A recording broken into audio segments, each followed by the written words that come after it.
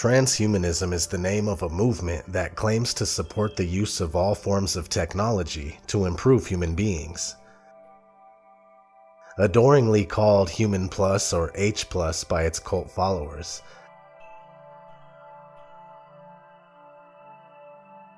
H Plus is also a magazine dedicated to transhumanism.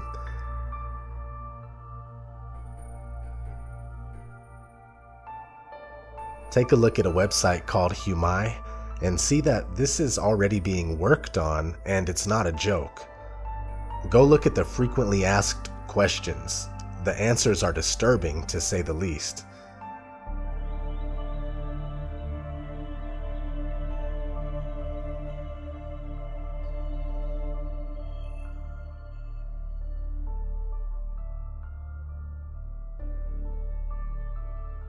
It is far more than just a bunch of harmless and misguided techie nerds dreaming of sci-fi movies and making robots. It is a highly organized and well-financed movement that is extremely focused on subverting and replacing every aspect of what we are as human beings, including our physical biology, the individuality of our minds, and purposes of our lives, and the replacement of all existing religious and spiritual beliefs with a new religion of their own, which is actually not new at all. The term transhumanism was coined by biologist Julian Huxley in 1957, who defined it as man remaining man, but transcending himself by realizing new possibilities of and for his human nature. Julian Huxley was the brother of Aldous Huxley, who you may know as the author of a very famous book, Brave New World, which is a vision of the future that most people view as the New World Order.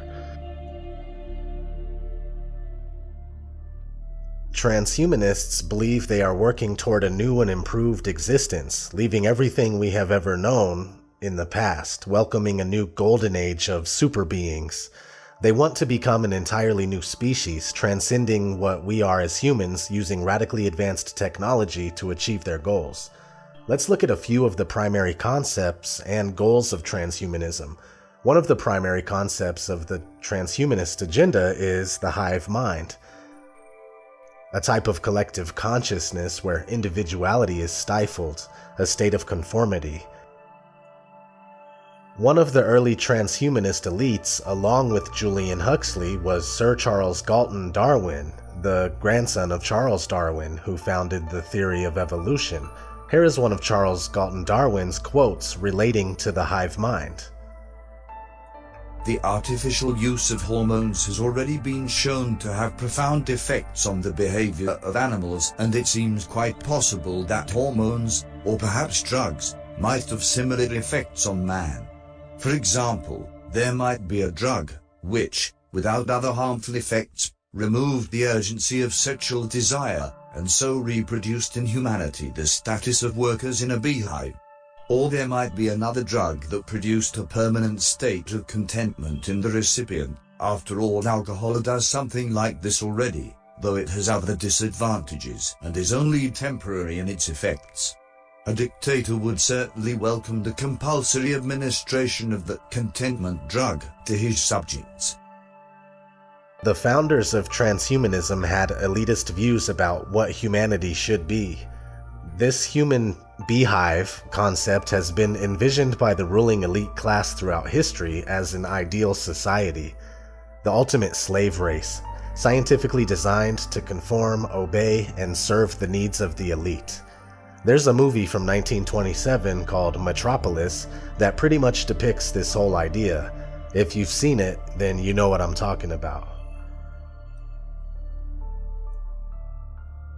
Transhumanists envision this hive mind as being possible when all people across the world can link their minds together using technology, creating a symbiotic existence through the new superintelligence of this collective hive mind.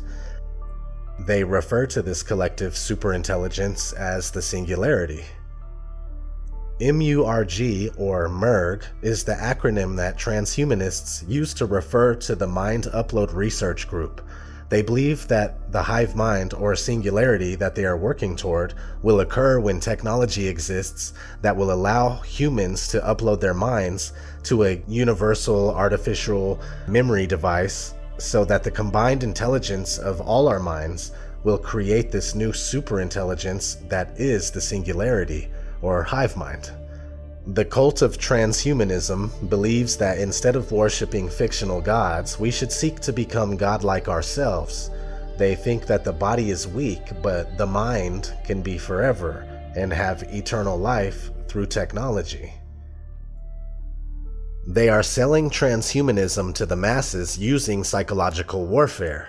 Psychological warfare is defined by the U.S. Department of Defense as the planned use of propaganda and other psychological actions having the primary purpose of influencing the opinions, emotions, attitudes, and behavior of groups in such a way as to support the objectives. The fact is, the mass media is desensitizing us to their goals and in some cases brainwashing us not only to accept transhumanism, but to desire and love it. Hollywood movies, TV shows, music videos, and video games are all responsible for programming us in this way. For instance, movies like Chappie, Transformers, and even Short Circuit try to get us to root for and essentially fall in love with the idea of a conscious robot.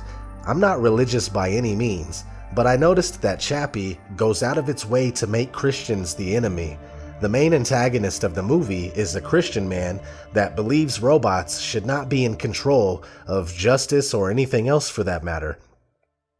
Religion or no religion, there is nothing good or beneficial about the way that we are being systematically desensitized to accept a variety of destructive and dangerous ideas, including transhumanism. Hey everybody, this is ODD. I have something very interesting today that caught my attention. Shout out to Ephesians 6 YouTube channel. I will link the video that inspired this one in the description. So let's jump right in. The term I am seems to be quite powerful and is used more often than any of us even think about. Before researching this, it was the furthest thing from my mind. Just a quick search of I am revealed many things, including a movement that believes the phrase has healing power. Most of you should be familiar with the Invictus Games logo that has a yellow I am in the center. It's pretty hard to miss, but we will get back to that. Is anyone familiar with the pop star will.i.am? Well, this is where I got hooked because I've looked into will.i.am in the past and I found that he is admittedly a futurist, meaning that he is big on the development of future technologies. Not to say that this is inherently bad, but when you understand what I am actually means, then it changes your perspective pretty quickly. So what does I am mean? I asked my brother Nicholson 1968, and here's what he had to say.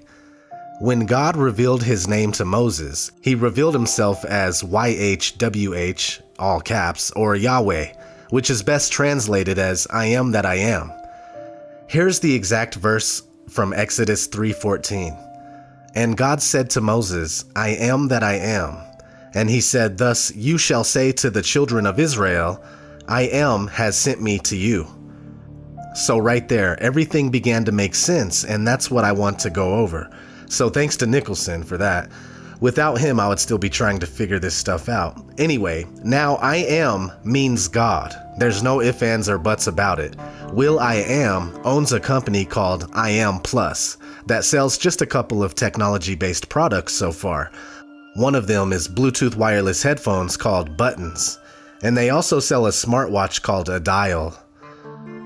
When you go to the About section of I Am Plus, it says this. Founded by innovator and global music artist will.i.am, I Am Plus is a Hollywood-based technology company whose mission is to create technology hits that create a ripple effect across pop culture. Our vision is to create a community of creatives and coders, and believe that through music and technology as the first step, we can usher in a powerful new era built on AI. Artificial intelligence, of course. So this is obviously a pro-transhumanism company. Not to mention, H+ is the abbreviation for transhumanism, and there is a magazine called H+, dedicated entirely to transhumanism.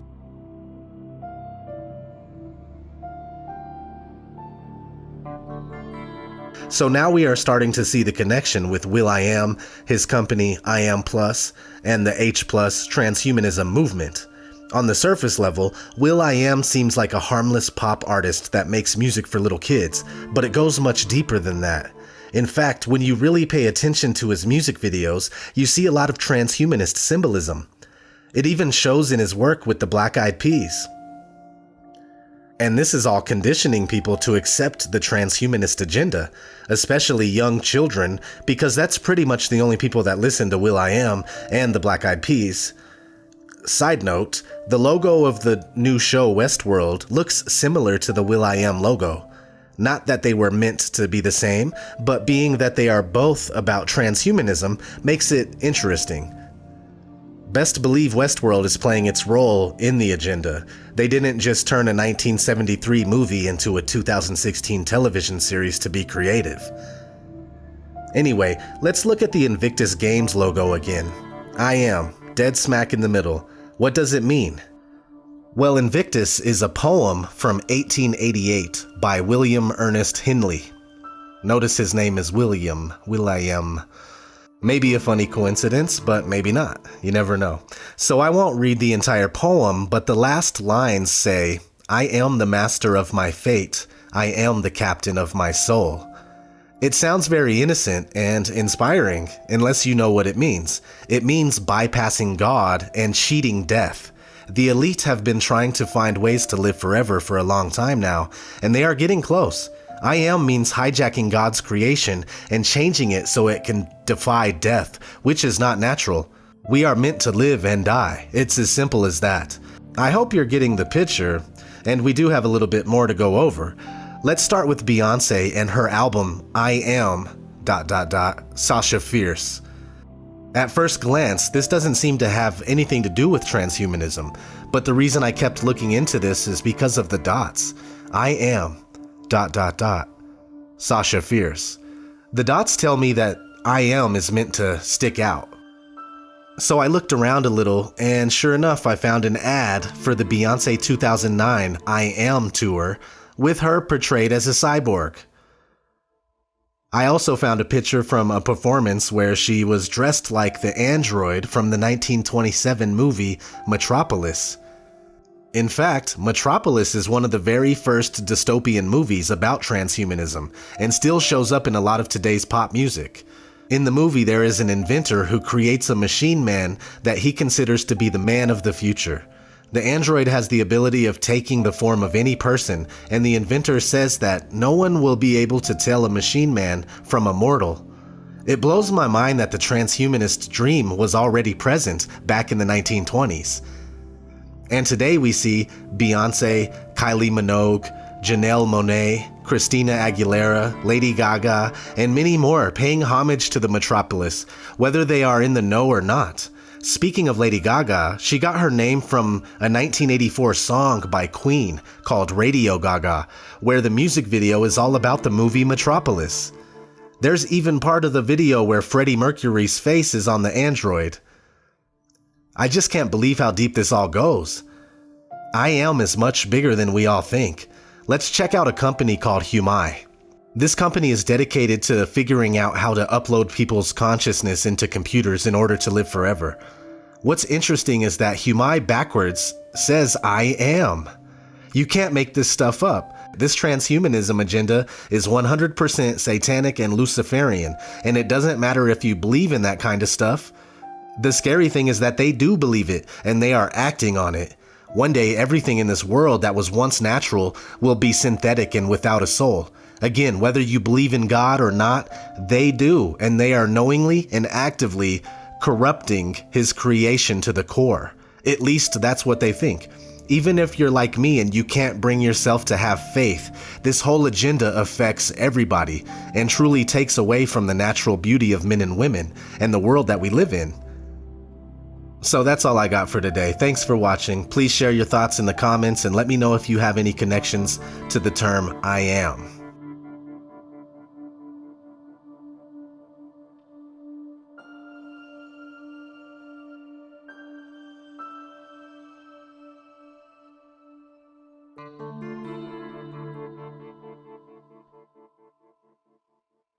For deeper and more insightful videos about transhumanism, check out Nicholson 1968.